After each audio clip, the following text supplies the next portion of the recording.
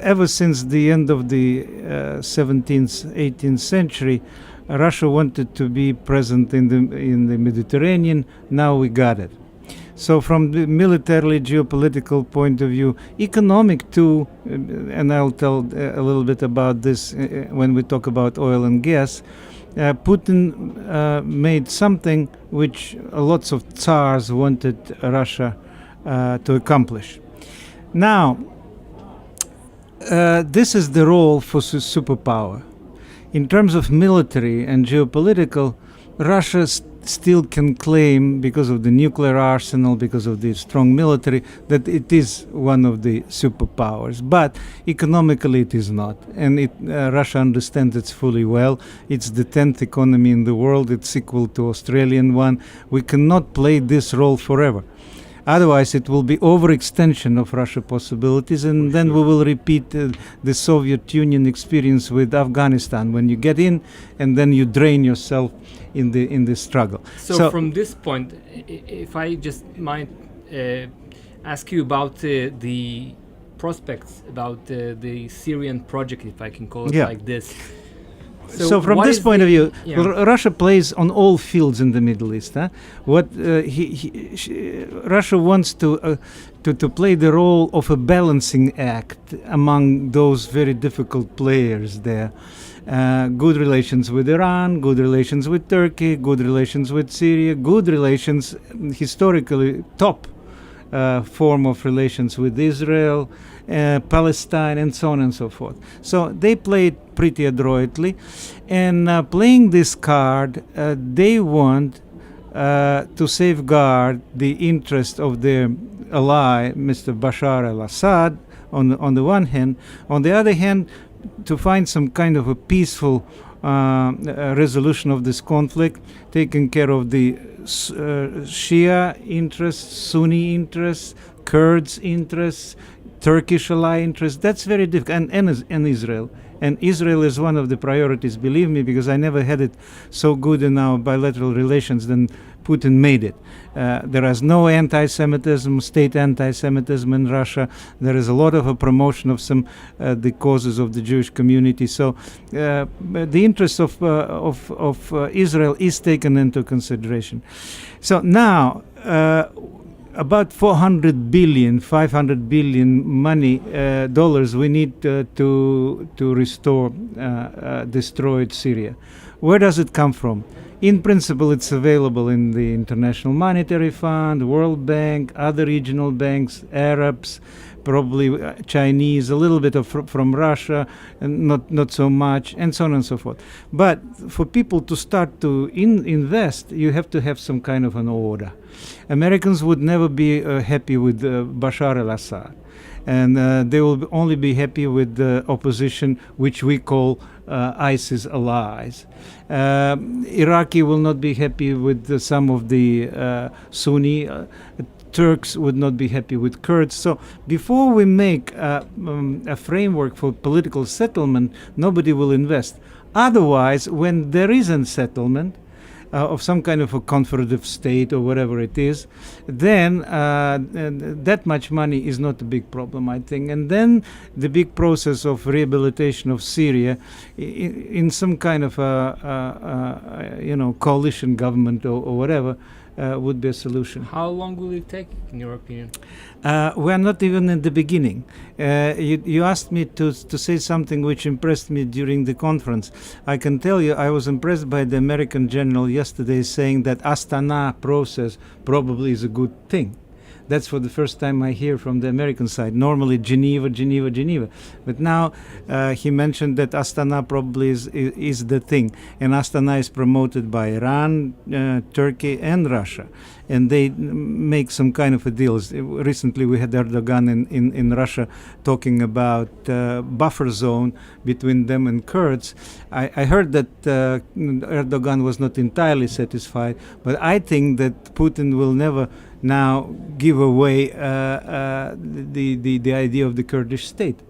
I would remind you that the nationhood of Kurds existed only on the territory of the Soviet Union in then Azerbaijan Republic. And since that, 40 million people didn't have this, you don't have another Palestinian issue. You don't want to have it in the Middle East. So I'm sure that Russians understand that, and they will not go all the way with Erdogan calling them terrorists and PKK. So it's a complicated issue. If we manage by joint effort to invent and establish some kind of a decent architecture of, then the money would be coming. I think it will take years and years. Okay, few words, if you may speak about the Iranian role in Syria currently. You know, for Israel, most of the security concerns are about the entrenchment of Iran in Syria. And it's not only by military means, it's also by financial means. They try to invest in every part, every sector of the Syrian economy. So what is Russia's perspective on this matter, and what are the solutions? I told you that we are trying to play on all fields, including Iranian one.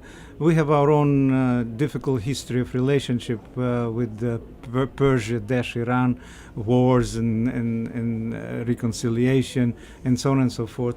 I would remind you that in 1942, during the war, we decided with Great Britain actually to divide the zones of influence there in order to avoid Iranians being partners with Hitler.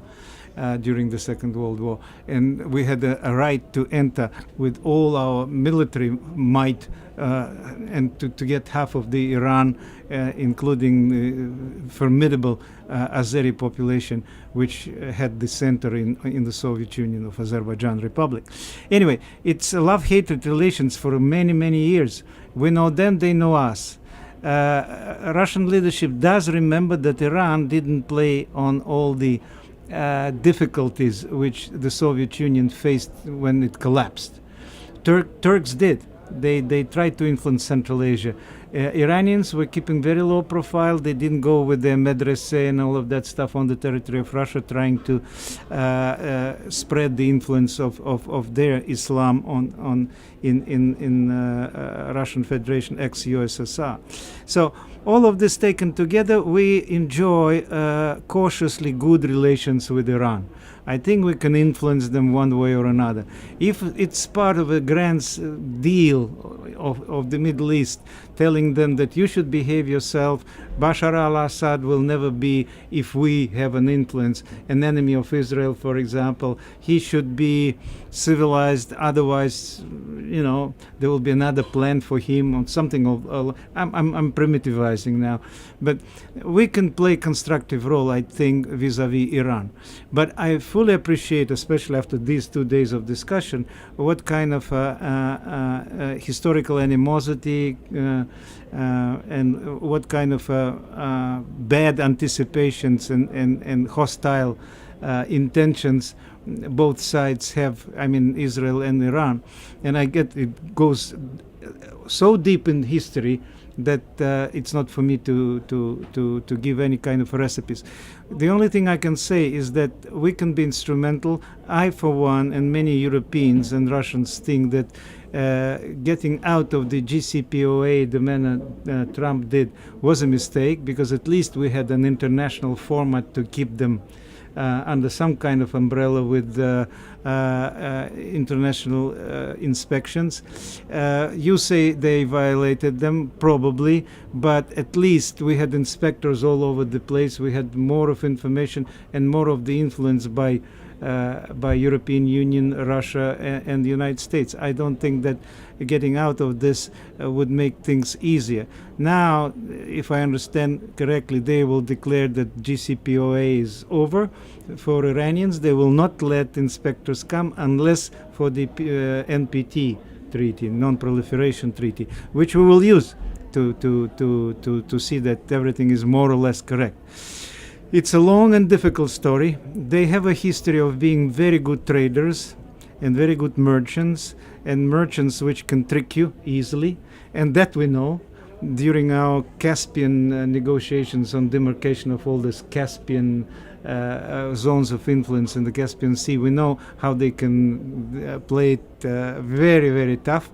So we don't have any illusions, but I think that international effort can end up in something better than the American ultimatum or your overly hostile position. Igor Yurgens, Director of the Institute of Contemporary Development. Thank you very much. Thank you very much. Toda rabba.